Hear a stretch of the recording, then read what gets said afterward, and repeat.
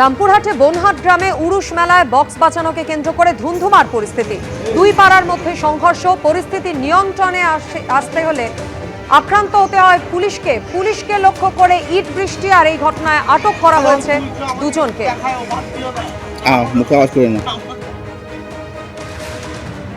মাঠপাড়া আর বোলতলা পাড়া, পুলিশ তো থাকবেই, গ্রামে ঝামেলা হলেই থাকবে পুলিশ কেন গ্রামে পুলিশকে নাকি মেরেছে ওই পাড়ার লোক, তাই পুলিশ এসছে। কোন পাড়া? মাঠপাড়া, ডিহিরপাড়া,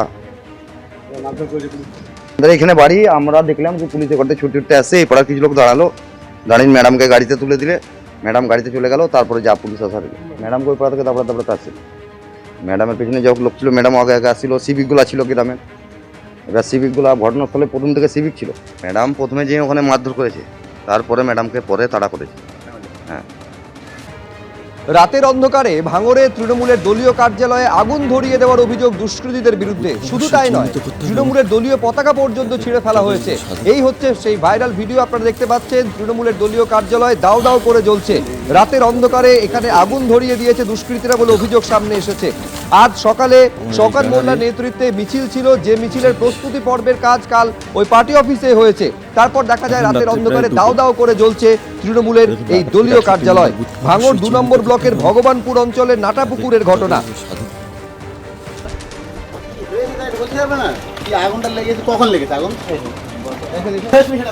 কিভাবে আগুন লেগেছে কি মনে করছেন?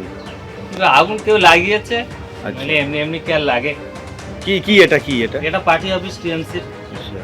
আজকে একটা বড় মিটিং আছে, তার আগে এরকম অবশ্যই আমরা সেই মিটিংয়ে যাওয়ার প্রস্তুতি, কালো সব বৈঠক হয়েছে, আজকেও মানুষ সব সজাগ আছে, যাবে মিটিংয়ে। কিন্তু রাত্রে এই ঘটনা ঘটিয়ে দিয়েছে। কি ক্ষতি কি হলো? কি ক্ষতি এই যে প্লাস্টিক পুড়ে গেল, প্লাস আমাদের এখানে কিছু চেয়ার ছিল, আর প্লাস্টিক কিছু সরঞ্জাম ছিল, সেগুলো ওই পুকুরে সব দিয়ে দিয়েছে, এরা ফেলে দিয়েছে।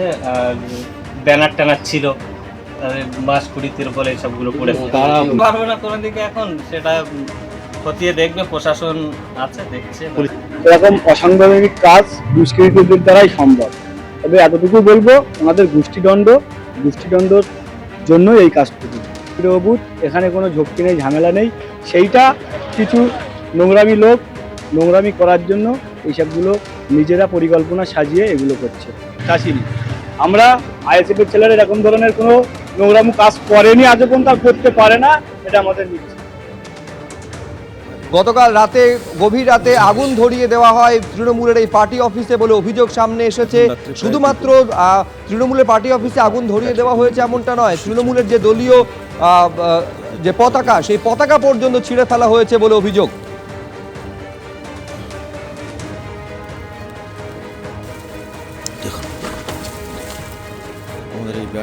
ভোটার তালিকায় বাবার থেকে 5 বছর বেশি বয়স মেয়ের শুনানিতে ডাকায় নদিয়ার কালীগঞ্জে বিএলওকে মারধরের অভিযোগ সামনে এসেছে। গুরুতর আহত অবস্থায় শক্তিনগর জেলা হাসপাতালে চিকিৎসাধীন বিএলও আলী সাহেব শেখ। একের পর এক জায়গা থেকে শুনানি পর্বে অসঙ্গতির অভিযোগ সামনে এসেছিল। আর এবার যে খবর সামনে আসছে যে ভোটার তালিকায় বাবার থেকে 5 বছর বেশি বয়স মেয়ের শুনানিতে ডাকা হয়েছিল, নদিয়ার কালীগঞ্জের বিএলওকে মারধরের অভিযোগ করা হয়। গুরুতর আহত অবস্থায় শক্তিনগর জেলা হাসপাতালে চিকিৎসাধীন রয়েছেন বিএলও আলী সাহেব শেখ। কমিশনের তথ্য অনুযায়ী বাবার থেকে মেয়ের বয়স 5 বছর বেশি, আর সেই কারণেই শুনানিতে ডাকা হয় আরিফা বিবিকে। আসছি কালীগঞ্জ বিধানসভার 225 পার্টির BLO. Animation form fill up করার পর আমার বুথে ড্রাফট লিস্টের নাম আছে 634 জন। তার মধ্যে লজিক্যাল ডিসবাস, সেলফ, নমিনেটিং মিলে আমার 185টা হিয়ারিং হয়। এতগুলো হিয়ারিং হয়েছে, তার মধ্যে আমার মনে হয়েছিল যে 3 জন ভোটার অবৈধ, এবং তার একটা লিস্ট আমি AERO এবং সুপারভাইজারকে জানাই। এই 3 জনের মধ্যে 2 জন ভোটার আমাকে টাকা দিয়ে অফার করে যে নামটা তোলার ব্যবস্থা করেছিল, কিন্তু আমি রাজি হয়নি। বললাম এটা তো ওর বাবার থেকে 5 বছরের বয়সে বড়। তো এটা হিয়ারিং হয়ে গেছে গত মাসের 24 তারিখ। এখন তার কোনো অপশন নাই, আর অপশন তো আমার হাতে নয়। ঊর্ধ্বতন কর্তৃপক্ষ ERO মাইক্রো অফিসার সামনে হিয়ারিং হয়েছে, তারপরে আমি কিছু বলতে পারবো না। আমি যখনই বলছি কিছু বলতে পারবো না, তখন আমাকে ওই সাইডে কার্ড ছিল সামনেই, ওই কার্ড দিয়ে আমাকে দুপাটে লাগতে লাগে 3-4 জন। তারপর আমি ধাক্কাধাক্কি করে কোনো রকমে সরে আসতে যাই, কিন্তু সরে আসতে পারিনি। তারপর আশপাশের লোকজন গিয়ে আমাকে আটকায়। তখন আমার মাথা ফাটা ফেটে সব ব্লাড নামতে লাগে এবং আমাকে শাটারের ভেতরে ভরে আটকে রাখে। ওরা সমানে শাটার ভাঙার চেষ্টা করে। তারপরে ওরা যখন লোকজন হাজির হয়ে যায় তখন ওরা ওখান থেকে পালিয়ে যায়। তারপরে আমার আর কিছু মনে নেই। ঠিক কি ঘটনা ঘটেছে আরো বিস্তারিত আমাদের জানাবেন প্রতিনিধি প্রদ্যুৎ সরকার আমাদের সঙ্গে রয়েছেন। প্রদ্যুৎ, প্রথমত বাবার থেকে মেয়ে বড়, আর ফের একবার শুনানিতে বিএলওকে মারধরের অভিযোগ, পুরো ঘটনাটা জানাও আমাদের। দেখো মাধুরী, ঘটনাটা ঘটেছে কালীগঞ্জ ব্লকের আশাচিয়া গ্রামে। নির্বাচন কমিশনের তথ্য অনুযায়ী বাবার নাম থেকে 5 বছরের বড় মেয়ে, সেই কারণে ডাক পেয়েছিল শুনানিতে, আর রেগে গিয়ে সপরিবারে বিএলওকে মারধর করার অভিযোগ উঠল ওই পরিবারের বিরুদ্ধে। গুরুতর জখম অবস্থায় ওই বিএলও শক্তিনগর জেলা হাসপাতালে চিকিৎসাধীন। কালীগঞ্জ ব্লকের আশাচিয়া গ্রামের 80-225 নম্বর বুথের বিএলও আলী সাহেব শেখ। ওই বিএলওর দাবি, ওই বুথের বাসিন্দা আরিফা বিবি নির্বাচন কমিশনের তথ্য অনুযায়ী তার বাবার বয়স তার থেকে 5 বছরের কম।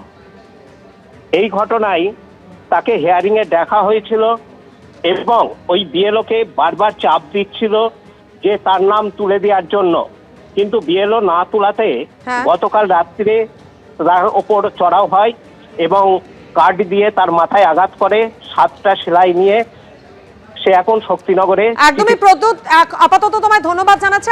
এবিপি আনন্দ, এগিয়ে থাকে, এগিয়ে রাখে।